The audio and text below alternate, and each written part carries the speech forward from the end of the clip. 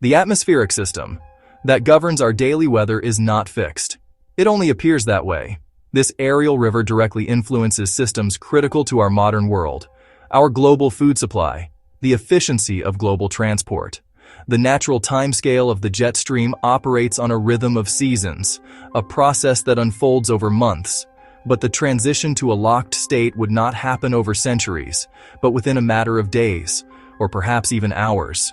The initial changes would be subtle. The later effects, however, would be anything but subtle.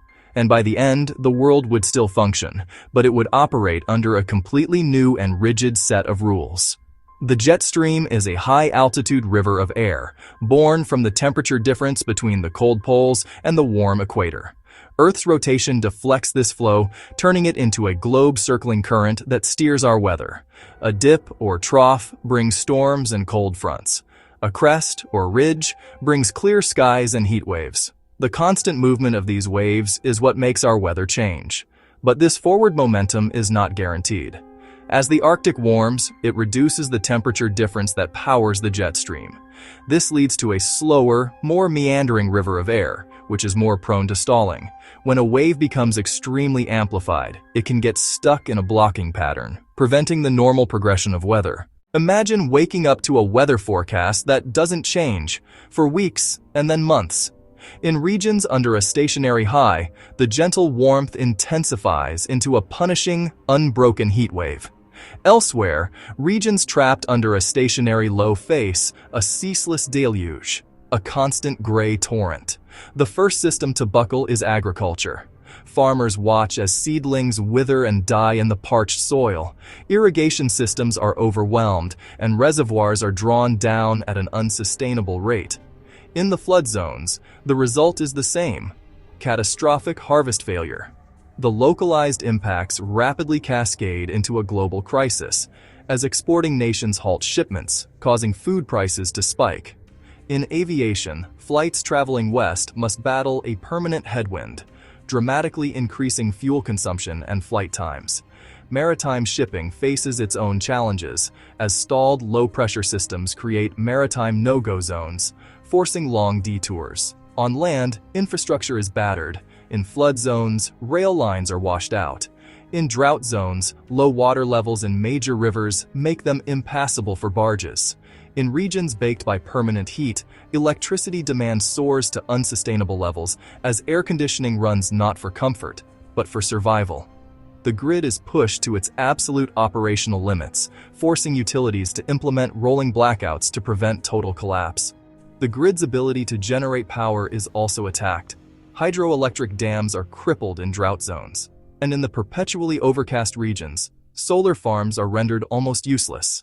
The persistent weather initiates a rapid and brutal recalibration of the natural world. Ecosystems that evolved over millennia begin to collapse. The constant threat of fire escalates as landscapes of tinder-dry vegetation become fuel for uncontrollable megafires. Species that can move do.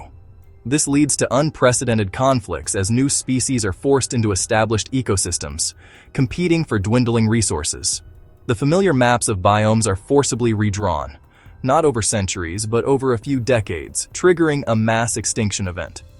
The cascading failures deliver a systemic shock to the global economy.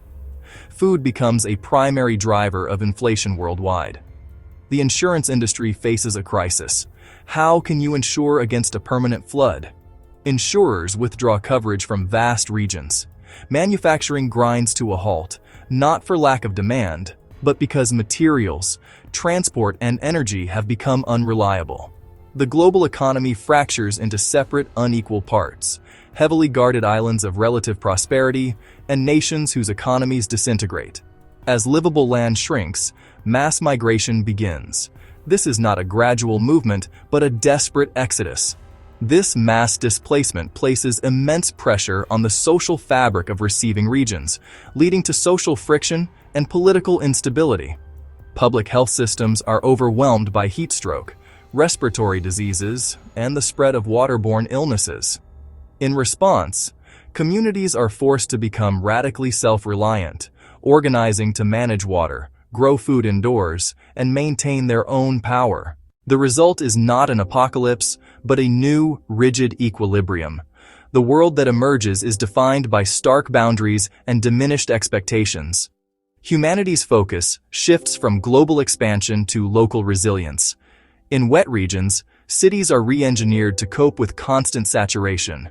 In the drought zones, vast resources are poured into large-scale desalination and advanced water recycling, creating closed-loop water economies. Agriculture moves indoors, with vertical farms and hydroponic facilities becoming the new, climate-independent breadbaskets. Global cooperation is transformed. It becomes less about trade in goods and more about the exchange of information and survival technologies. The world with a locked jet stream is a more sober and localized one. The era of unchecked globalization is over. This entire sequence underscores the fragility of our complex systems, reminding us the atmosphere is not a passive backdrop, but an active system in its own right. It is a testament to the persistent human drive to adapt, to rebuild, and to find a way forward, even when the winds of change have ceased to blow. What scenario should we explore next? Share your ideas below. You've been watching IfVerse, where imagination meets possibility. See you in our next reality.